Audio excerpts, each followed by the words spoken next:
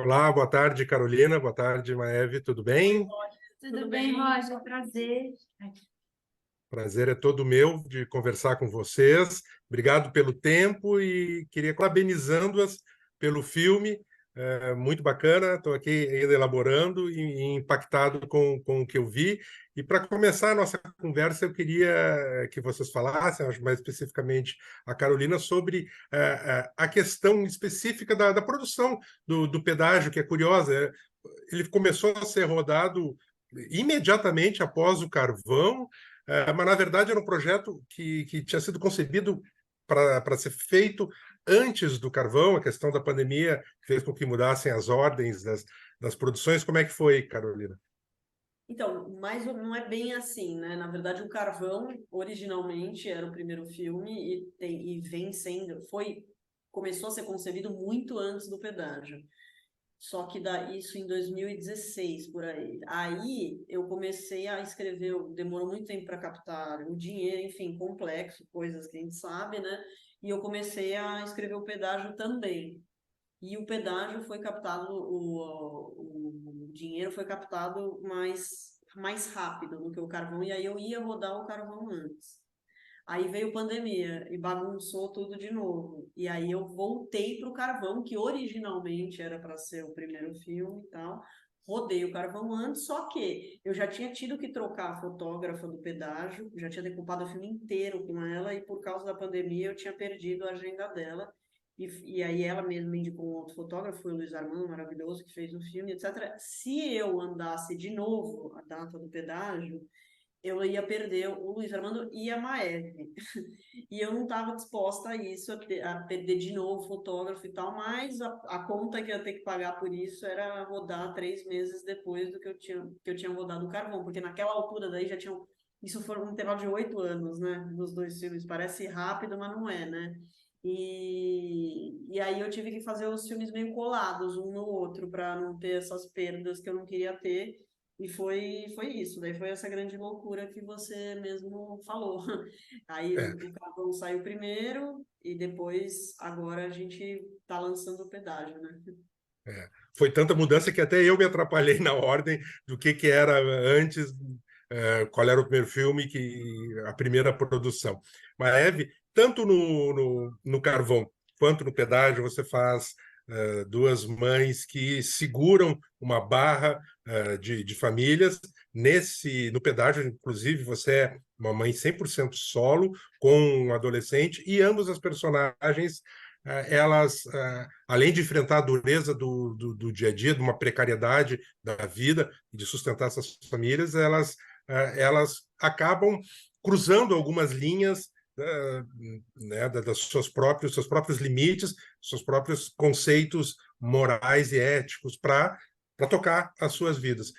O que especificamente na construção da Suélia, protagonista da, do Pedágio, você vê assim que a distingue da Irene, que é do Carvão? Como é que você define essa mulher que trabalha no pedágio, que tem que sustentar um filho adolescente, que é gay e que ela não aceita essa orientação sexual dele?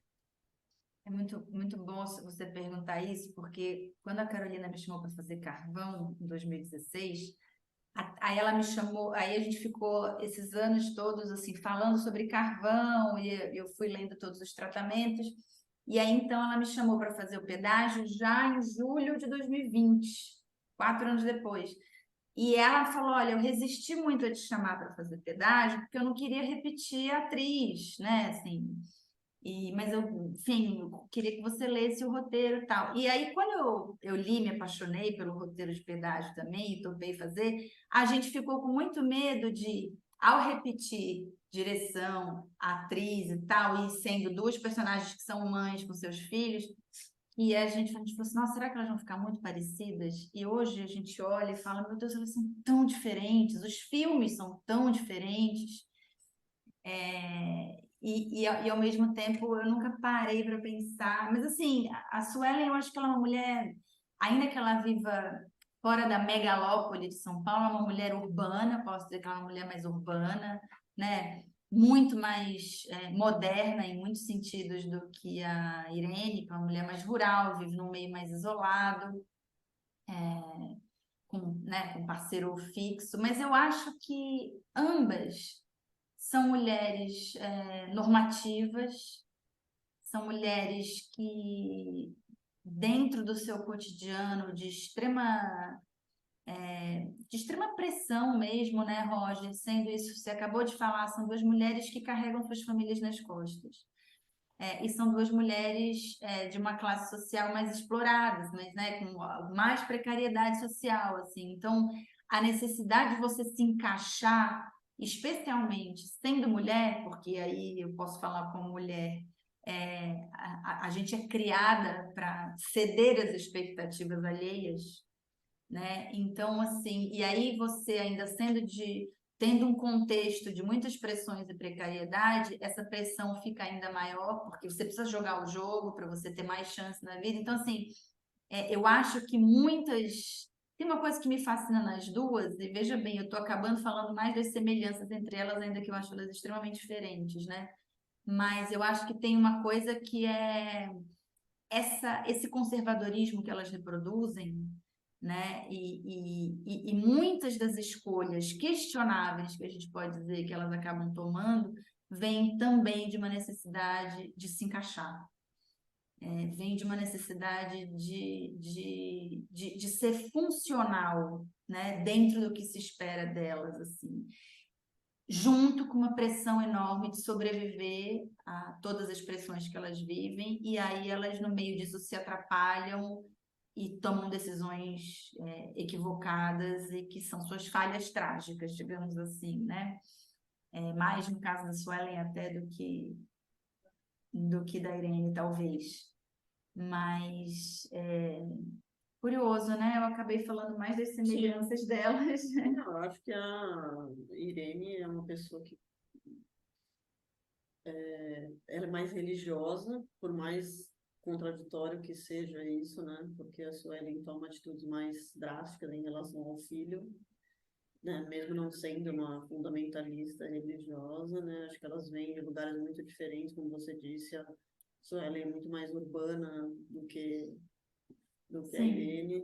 Eu acho que a Suelen é mais consciente do que a Irene, que aí talvez a Irene se engane mais do que ela está fazendo algo pelo bem, né? Mas eu acho que Suelen também acha que ela está fazendo pelo bem, né? Claro. É, Agora, Essas margens são nebuloso. muito borradas, né? É aí que tá, porque eu acho que a gente está falando muito mais de moral, de fronteira moral, do que de. Tem uma coisa que me fascina nas duas, que mesmo a Irene, eu sinto que mesmo a Irene, na frequência dela à igreja e tal, também aquilo, e eu acho que isso é um retrato muito brasileiro de um país majoritariamente católico, no país que eu cresci. Hoje em dia já está virando majoritariamente evangélico, né? Mas eu acho que muito dessa religiosidade também é um traço de pertencimento, né? Quer dizer, é muito difícil você determinar o que é ideológico e o que é um traço que é fruto de um caldo cultural e uma necessidade de pertencer a algo, assim. No caso de duas mulheres, inclusive, que vivem muito fortemente a ausência do Estado, né? Assim, do suporte do Estado para uma série de coisas. Então, essa sensação de pertencer a algo que as acolhe, que dá algum sentido, que orienta de alguma medida, eu acho que é muito forte, assim, né? Mas eu acho que isso é um traço muito brasileiro, assim, né? Que, sem assim, dúvida. eu percebo muito na minha família, tem uma religiosidade que, sei lá, eu, por exemplo, fui batizada em igreja católica, no entanto, nunca fui católica, não tinha costume de frequentar, assim. Minha mãe era ateia, entendeu? Mas assim, mas por que me batizou? Ah, porque todo mundo faz isso, entendeu? Que é isso, faz parte do nosso caldo cultural, da nossa formação. E, Carolina, como a Maeve falou, a Suelen, apesar de não ser religiosa no filme No Pedágio, ela acaba ouvindo um conselho e levando o filho para umas sessões com o pastor de um curso de cura gay. Esse episódio, essa parte do filme, tem um viés, inclusive, mais satírico, irônico mesmo, patético, e dá até um alívio do ponto de vista narrativo.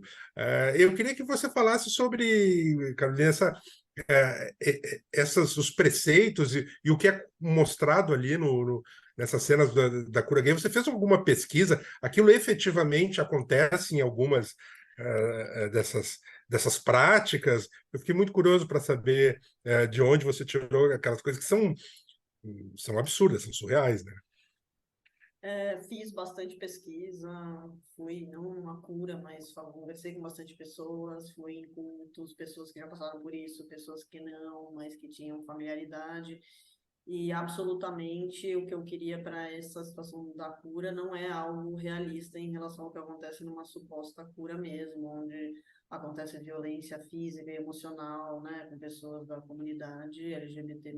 Eu não queria isso, eu queria o contrário. E para outra realidade que também é muito real, né, com a perdão da redundância, que é a nossa realidade política, que a gente vive semanalmente, diariamente, com pessoas proferindo absurdos, tendo ações patéticas, né? Quantos deputados a gente tem aí, sei lá, vão de peruca na Câmara, chegam para falar sobre, para desmoralizar os transgêneros e começam a falar, né? Tivemos aí na semana retrasada o pastor, que é um dos deputados mais votados da Bahia, falando, homem tem, e aí começa a falar vários sinônimos de órgão genital. Temos aí uma ex-ministra dos direitos humanos famosa que fala que as crianças não podem ter Frozen porque a boneca é lésbica. Então, para mim, está no mesmo nível de absurdo e essas pessoas ocupam um lugar de poder, né? Ocupam um lugar onde elas são muito escutadas, onde as coisas delas são muito consideradas, assim como muitas dessas pessoas que proferem e que ministram essas curas e que deveriam cair em descrédito completo diante desse absurdo, mas não são. Então, a minha ideia é botar a luz nisso, justamente nisso. Eu não tinha interesse com esse filme, eu sei que já tem vários filmes assim, respeito e tal, mas no caso desse filme eu não queria mostrar as pessoas gays sofrendo e mostrar essa violência, não era isso. Eu queria ridicularizar quem tem que ser ridicularizado, né? Porém, por algum motivo que eu gostaria de investigar porque não é, e tá lá ocupando posições de poder e um quórum gigante, isso para mim é um grande mistério, né? Então, assim, tem uma coisa ou outra, uma fala ou outra que são de verdade, que eu coloquei lá, mas as coisas que o pastor faz, isso é fictício, mas poderia perfeitamente ser real, né? Diante do que a gente vê aí diariamente. Sim. Maeve, sobre essa questão do borramento dos limites, que é uma das riquezas dos dois filmes, eu queria que você falasse sobre a relação da sua personagem, mas também da atriz com o personagem e com o ator Cauã Alvarenga, né, que faz seu filho no filme, e que é muito interessante. Tem momentos em que efetivamente há uma hierarquia de mãe, a autoridade de mãe se impondo ao filho adolescente, que, como todo filho adolescente, qualquer circunstância, qualquer classe, etc., é complexo, é um pouco reativo, Um pouco mas tem mala, um. Um Exato, saco, né? que saco, aquela coisa que, né, a gente vê em qualquer parte. Mas em muitos outros momentos há uma cumplicidade entre eles, e às vezes parece algo até de irmãos, uma irmã mais velha com o irmão mais novo. Como A foi gente sempre fala construído isso. isso? maravilhosa essa A observação, é gente sempre fala exatamente isso. isso, porque inclusive, né, aquela mãe solo que teve filho cedo, e tem uma relação de irmã mais velha também, Que vai muitas vezes. amadurecendo junto, né? Isso. Não, total, é perfeita a sua colocação, inclusive, acho que foi a maneira como a gente enxergou a relação deles e foi tentando construir juntos, assim. E a Carolina tem uma maneira muito particular de dirigir o Cauã, e, enfim, criança, do Jean também, do Carvão, que ela não dá o roteiro, né? Então é um jeito diferente de dirigir o elenco adulto, profissional. Então, as cenas que eu ensaiava com ele eram muito vivas, assim, tinha uma coisa, ele não ficava em casa estudando o roteiro, né? Uma coisa que ele entrava em contato mais ali na sala de ensaio, e um pouco de improvisação que eventualmente a Carolina pede no set também. E acho que correndo por fora, eu fui tentando estabelecer com o Cauã uma relação de profunda confiança, de carinho, né? Ele fala, às vezes, de vez em quando ele fala para mim, quando a gente viaja agora com filme, né? Aí ele fica perguntando se eu quero ter filho, porque eu seria uma boa mãe. E ele Ele chama ela de mãe, né? Vira e mexe. e eu brincava muito com a Adriana, que é a mãe dele, que é uma mãe super jovem, então eu ficava, óbvio, ela ficava muito viajando com a gente para o filme, né? A gente foi para Cubatão, ficou próximo da gente durante os ensaios do pedágio, ela ia sempre para a base do filme durante os ensaios, então a gente convivia muito. E eu ficava, obviamente, observando a relação dos dois, né? Então tinha uma coisa, exatamente isso que você falou, tinha uma coisa meio de irmão, assim, sabe? De igual para igual, assim, de ficar se trocando às vezes com o filho e de, ao mesmo tempo, eventualmente, exercer a sua autoridade, assim. E aí, quando a gente estava em Cubatão, inclusive, eu às vezes chamava a Adriana, pedia para ir no quarto deles, ou então perguntava se ela podia vir no meu quarto, a gente se encontrava para ela me ajudar, às vezes, a estudar uma cena. Então, às vezes, eu perguntava para ela, mas como é que você agiria aqui? Mas como é que você diria essa frase? Aí, às vezes, ela falava, não, mas você está muito boazinha com ele, pode dar umas tapas nele. Então, por exemplo, teve uma cena, aquela cena que ele fala comigo, que é quando eu estou dizendo para ele que ele tem que ir na cura gay, que a gente está na mesa comendo, e ele foi grosseiro comigo. E aí eu dei um tapa no braço dele de verdade. Olha, pareceu um tapa de verdade mesmo, aquele que você deu ali.